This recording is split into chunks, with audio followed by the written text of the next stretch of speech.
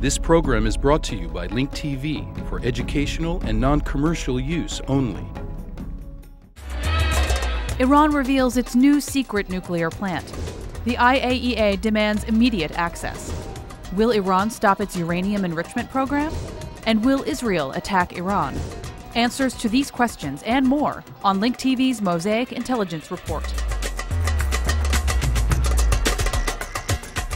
Iran has agreed to allow international nuclear inspectors to view its recently revealed uranium enrichment plant near the city of Qom, and President Obama has called talks between U.S. diplomats and their Iranian counterparts about the country's nuclear program as a constructive beginning, but it must be followed with constructive action by the Iranian government.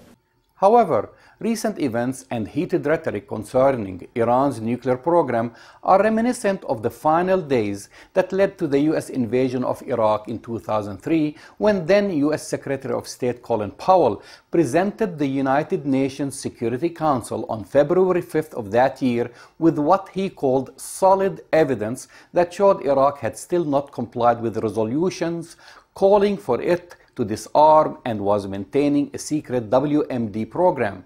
Every statement I make today is backed up by sources, solid sources. These are not assertions. What we're giving you are facts and conclusions based on solid intelligence. It seems that history is repeating itself. Unlike what happened to Iraq in 2003, an invasion of Iran is not on the horizon. However, the prospect of targeting its nuclear facilities is more real than ever, more so than during the Bush administration. The reason is simple. No amount of pressure or sanctions will force Iran to abandon what it perceives as its unalienable right to pursue its nuclear ambitions. In an article in June, I outlined the drive behind Iran's nuclear ambition, and this has not changed. But most importantly, the Obama administration, although pursuing diplomatic means, seems to be convinced that the Iranians are conducting a clandestine nuclear program parallel to the public one. The aim of this, though of course not admitted by the Iranians, is clearly the acquisition of nuclear weapons. This position is shared by Israel, which will most likely get the green light to attack Iran's nuclear facilities by the spring of 2010, when all negotiations with Iran will have hit a dead end. Since April of this year, the Israeli military has been preparing itself to launch a massive aerial assault on Iran's nuclear facilities. The United States and Israel have recently conducted their most complex military exercise ever, jointly testing 3 ballistic missile defense systems. Among the steps taken to ready Israeli forces for what would be a risky raid requiring pinpoint aerial strikes are the acquisition of 3 airborne warning and control aircraft and regional missions to simulate the attack. Of course, if this were to happen, which we do not expect, then this will mark the end of Israel. Our response will make them regret their decision.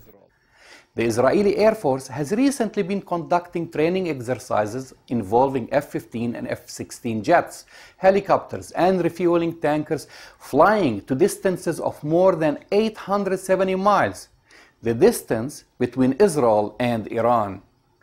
Among recent preparations by the Air Force was the Israeli attack of a weapons convoy in Sudan, allegedly bound for militants in the Gaza Strip. A recent article in the British Daily Express reported that Israeli fighter jets have been allowed to use Saudi airspace to launch go-it-alone airstrikes on Iranian nuclear installations. The issue has been discussed in a closed-door meeting in London, where British intelligence chief Sir John Scarlett, his Israeli counterpart MIR Dagan, and a Saudi official were present. According to the report, Scarlett has been told that Saudi airspace would be at Israel's disposal should Tel Aviv decide to move forward with his military plans against Iran. The Saudis have denied such claims. However, for the first few weeks, Saudi-sponsored media has been raising concern over the prospect of a nuclear-armed Iran. No mention of Israel's 200-plus nuclear weapons. A survey just released by the American Jewish Committee reports that for the first time ever, A majority of American Jews support using military force to prevent Iran from developing nuclear weapons. 56% of American Jews think that the United States should strike Iran, while 66% of Israeli Jews back such an attack. How many Americans support an attack on Iran? Well, 57% of American voters say Israel would be justified in attacking Iran's nuclear facilities, given that Iran has publicly threatened to annihilate Israel, according to a McLaughlin poll conducted on May 8 and 9. I'm not being an alarmist, but the writing is on the wall. I'm Jamal Dajani for the Mosaic Intelligence Report. To learn more about this program or to share your thoughts, visit us at linktv.org/MIR. You can also follow my updates on Twitter.